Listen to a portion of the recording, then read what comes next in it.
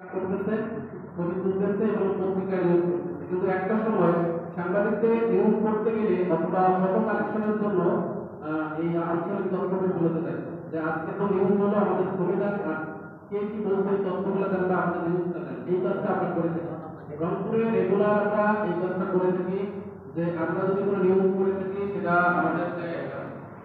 আমাদের কাছে যে ইমেইলটা আছে বা হোয়াটসঅ্যাপ গ্রুপ আছে আমরা ওইখানে তথ্য দেই, ওনারা ওইটাকে ইউজ করে থাকে বা আমরা ডিজিটাল ফটো তাদেরকে দিয়ে দিই। এটা একটা বিষয়। আর একটা আমাদের কাজের মধ্যে আছে প্রেস তৈরি করা, একটা হলো প্রেস ক্লিপিং। তাহলে প্রেস ক্লিপিং বিষয়টা কি?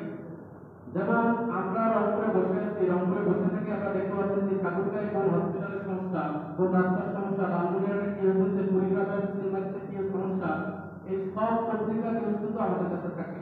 স্থানীয় পত্রিকা আমরা প্রতিদিন কালেক্ট করি, করার পরে এইখান থেকে আমরা এটা পেপার কাটিং যেটা বলে, পেপার কাটিং করে এখানে দুই ধরনের পেপার কাটিং হয়। একটা হলো এখানে সরকারের পজিটিভ নিউজ কি আছে সেটা, আর হলো এখানে নেগেটিভ নিউজ কি আছে। হয়তো আপনারা পত্রিকার মধ্যে যে নিউজটা আছে এখন থেকে আমরা চেষ্টা করবো এরকম পত্রিকা কালেক্ট করার।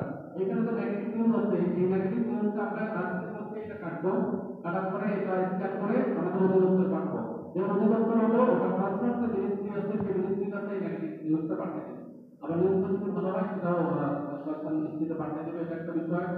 এবারে আমরা প্রেস নেট তৈরি করি। প্রেস নেট হলো স্থানীয় যে পত্রিকাগুলো আছে এই পত্রিকার প্রধান প্রধান যে শিরোনামগুলো আছে এই শিরোনামগুলো নিয়ে আমরা তথ্য তৈরি করি। এই খবরটা আমরা রেগুলার তথ্য অধিদপ্তরে পাঠাই, তথ্য অধিদপ্তরের মূলত যেটা মাদার মিনিস্ট্রি আছে সেখানে পাঠিয়ে দিয়ে থাকে। এটা হলো আমাদের আঞ্চলিক তথ্য ভিত্তিক কাজ। এটা একটা কাজ।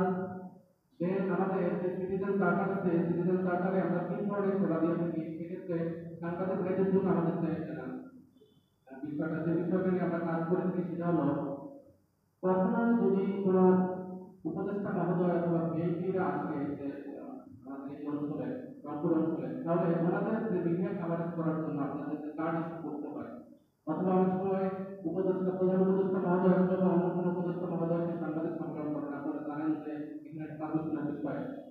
সেক্ষেত্রে যখন সিবিএসপি কন্ট্রাক্টরিজম যে স্পেশাল ব্রাঞ্চ আছে ওনারা যখন ভেরিফিকেশন করে সাংবাদিকদের, সেক্ষেত্রে আমাদের কাছে ওনারা তথ্য চেয়েছেন। আমাদের তথ্যের ভিত্তিতে ওনারা পরবর্তীতে কার্ড ইস্যু করে এই কার্ডটা আবার আমরা বিতরণ করি সাংবাদিকদের মধ্যে। তাহলে তো এখানে চেঞ্জ জরিমানার কোনো বিষয় নাই। বলা হচ্ছে ওই পত্রিকা এবং পত্রিকায় কর্মরত যারা সাংবাদিক আছে তাদের জন্য 2 থেকে অথবা ওই ব্যক্তি হিসেবে 2 থেকে 5 বছর। তাই এই কলমকে সতর্কতার সাথে আপনারা ব্যবহার করেন, ওয়াইজলি ব্যবহার করেন।